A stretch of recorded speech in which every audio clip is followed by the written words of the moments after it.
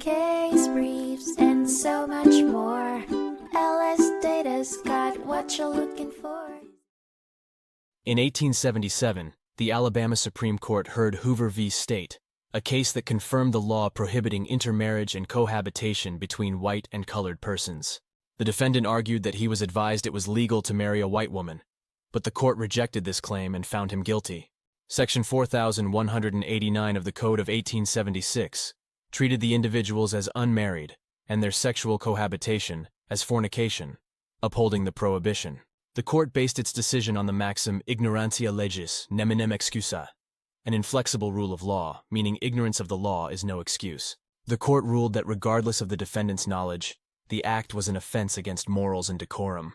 They recommended executive clemency if the offense were discontinued. Ultimately, the court affirmed the decision and recommended the defendant for executive clemency, but only on the condition that the offense was discontinued. If repeated or continued, heavy penalties would be imposed on the offenders.